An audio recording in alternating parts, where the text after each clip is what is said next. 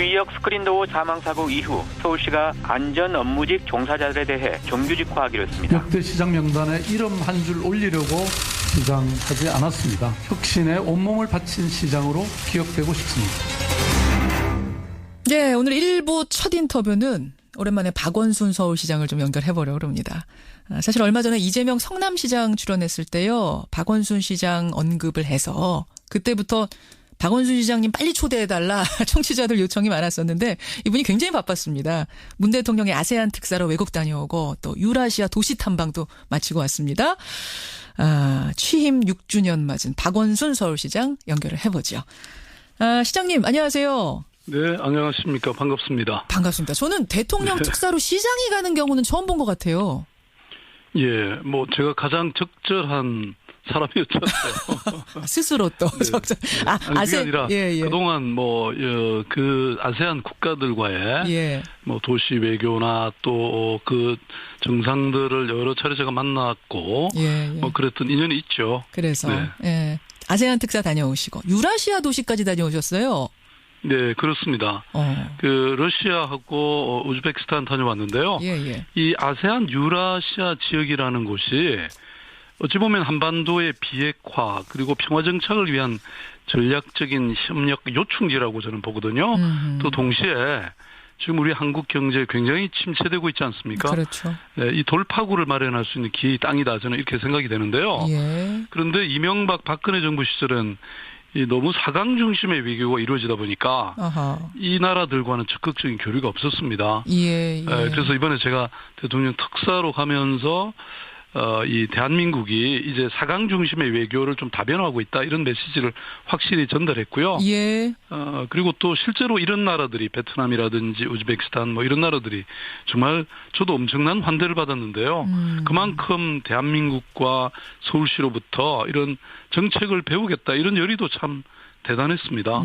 이걸 잘 활용해야죠, 우리가. 그렇죠. 아세안 나라들에서는 이제 환대받고 여러 가지 소통의 채널들 마련하셨고 러시아 가서는 북방 뉴딜 개념을 제시하면서 유라시아 철도 연결이 중요하다 이걸 강조하고 오셨더라고요. 예, 뭐 저는 북한을 향해서 이렇게 앞문이 굳게 닫혀 있으면 뒷문이라도 우리가 열어야 되는 게 아니냐. 그러니까 지금 남북 관계가 경색되고 이런 적대 관계가 계속 악화될수록 오히려 저는 이런 중국이나 러시아라고 하는 동북아라는 큰 틀에서 우리가 기회를 찾고 또 뭔가 변화를 만들어내는 저는 이 한반도 피턴 플랜이라고 얘기하고 있는데요. 이런 게 필요하다.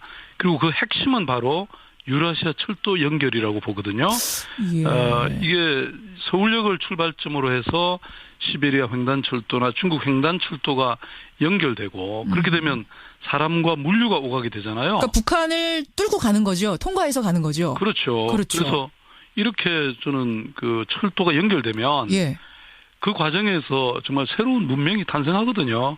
그래서 이렇게 되면 동시에 또 동북아 안보라든지 이런 경제의 불확실성도 타개할 수 있고 동시에 평화와 이런 공용의 돌파구 마련될 수 있죠. 굉장히 좋은 뻔한 길을 안 가는 이유가 뭔지 모르겠습니다. 좋은 제안인데 문제는 지금 북한 아니겠습니까? ICM이다 북핵이다 지금 갈등이 심상치가 않은 국면. 앞에서 들으셨겠지만 원유 공급을 중단해야 된다라고 지금 미국, 일본이 얘기까지 하고 있는 이 상황에서 이 구상이라는 게 조금 이상적인 거 아닌가? 너무 이른 거 아닌가? 오히려 그래서 제가 방금 말씀드린 것처럼 앞문이 그렇게 닫혀 있는 거죠. 뒷문이라도 열 수 있다는 겁니다. 그게 바로 중국과 러시아, 특히 러시아라고 하는 우리가 그동안은 사실 러시아의 관계를 조금 소홀히 했던 게 사실입니다. 그래서 북방 외교, 북방 뉴딜이 더욱 의미가 있다는 것이죠. 알겠습니다. 제가 피턴이라는 것도 그런 거잖아요. 바로 직진이나 이게 안 되면 피턴을 해서 뭔가 상황을 타개할 수 있다 이런 것이죠. 그게 외교의 힘 아닙니까? 알겠습니다. 문재인 대통령도 대화와 제재를 동시에 하자 막 그런 의미에서 유라시아 철도 같은 게 유효할 수 있다라는 믿음을 가지고 계신 것 같아요. 그래서 아마 9월에 열리는 푸틴 대통령이 주도하는 그 블라디보스톡의 그 이 동방 경제 포럼이라는 곳에 문재인 대통령께서 아마 참여하시는 것으로 이렇게 결정한 걸로 알고 있습니다. 그래요. 그나저나 박원순 시장님 지금 뭐 유라시아 철도 말씀도 하셨습니다만 임기가 이제 1년밖에 안 남은 상황이라 가장 중점을 둬서 추진할 것에 포인트를 찍어서 아마 매진하셔야 될 것 같아요. 어떤 걸 생각하세요? 뭐 1년이면 사실 적지 않은 세월입니다. 아직. 저는 그동안 그 사람 특별시 서울시를 이렇게 만들겠다.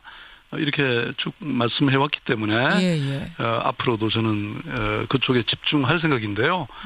그것은 도시의 중심축이 이제 성장과 개발이라는 곳에서 사람 중심으로 이동한 그런 전환기였다 저는 이렇게 보거든요. 그래서 크게 말씀드리면 뭐 우리가 그동안 이 어떤 근본적인 변화가 이 하루아침에 완전히 쓸어내고 다시 짓는 이런 뉴타운이나 재개발 대신에 저는 사람이 이렇게 쫓겨나는 일 없이 함께 살아갈 수 있는 그런 도시 재생이나 마을 공동체로 바꿨고요. 그다음에 그동안 20조에 이르던 채무는 12조대로 줄여가지고 그걸 복지로 2배를 늘렸거든요. 그래가지고 공공임대주택을 지금 거의 용산의 가구 수가 26만 명인데 26만 세대가 만들어졌습니다. 국공립 임대주택이.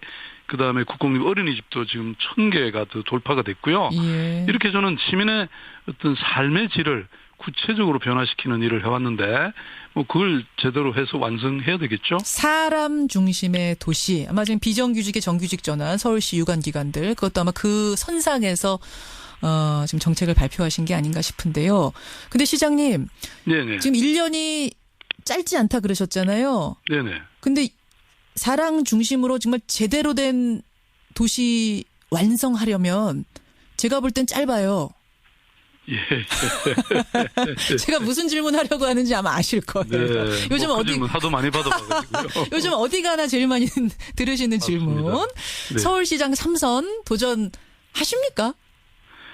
글쎄 말입니다. 그래서 저는 지금까지 진짜 뭐가 되겠다고 이렇게 하기보다는 무엇을 할 것인가 뭐 그 사명에 대해서 늘 고민하는 그런 삶을 살아왔습니다. 그래서 지금 뭐 삼선이냐 아니냐 이런 뭐 단순한 프레임을 넘어가지고 이 지금 큰 시대의 전환기잖아요. 여기서 제가 무엇을 하는 것이 적절한가.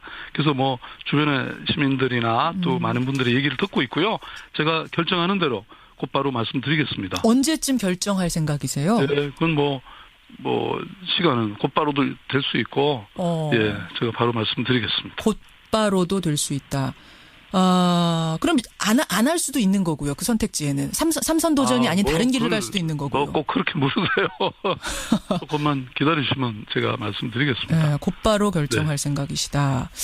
뭐 시민들의 말을 바탕으로 해서 결정하시겠습니다만 이제 이런 얘기는 있습니다. 지난 대선에서 당내 기반의 중요성을 누구보다 절감했던 분이 박원순 시장이시기 때문에 시장보다는 재보선에 출마해서 국회의원으로 어떤 활동 영역을 좀 넓혀볼 수 있지 않겠느냐 이런 조언들도 주변에서 받으신다면서요.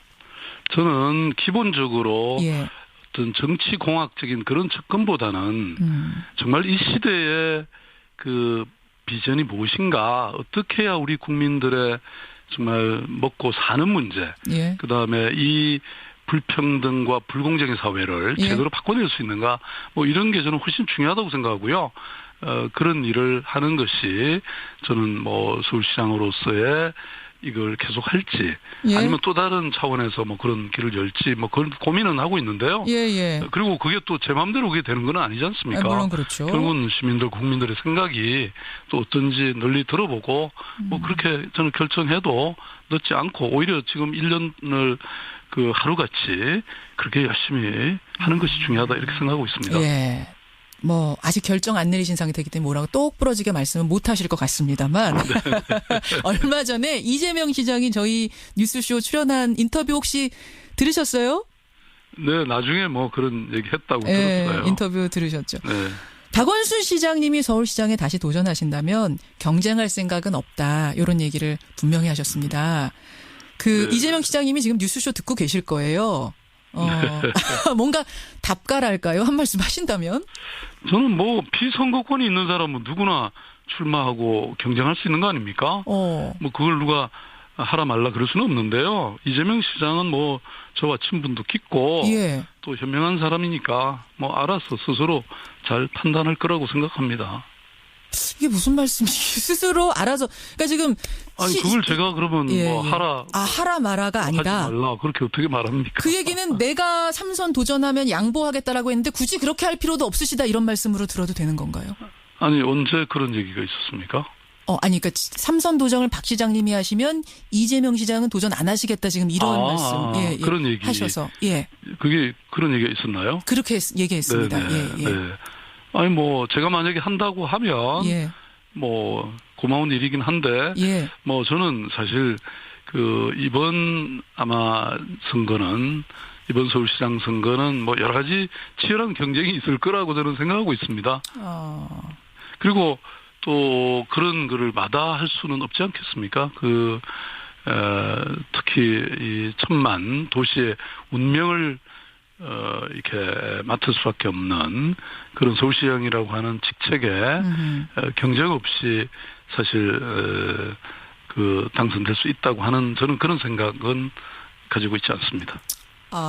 경쟁 없이 뭐 내가 나와서 누가 양보하고 이런 식으로 이게 될 문제가 아니다라고 보시는 거군요. 치열한 경쟁은 반드시 따를 것이다. 준비가 출마한다면 그런 각오는 하고 나간다. 이런 말씀이신 거고요. 뭐 당연히 그래야 되겠죠. 네. 그 유재명 시장님이 굳이 양보하고 이러지 않으셔도 되겠는데요. 지금 말씀 들어보니까. 네, 저는 스스로 양보해주면 고마운 일이지만 지금 이미 제가 알기로는 서울시장 선거에 많은 사람이 준비하고 있다고 듣고 있거든요. 그러니까 그런 거는 좋은 일이죠. 저는 서울시장이라는 이 선거를 통해서 시민들에게 각자의 좋은 비전을 제시하고 그 판단을 받는 것이 민주주의에서 가장 중요한 과정이고 또 계기이지 않겠습니까? 알겠습니다. 저도 그런 판단을 만약에 출마한다고 하면 당연히 받아야죠. 알겠습니다. 오늘까지 말씀 듣도록 하고요. 또 귀한 시간 마련하죠. 고맙습니다. 네, 감사합니다. 서울시 박원순 시장이었습니다.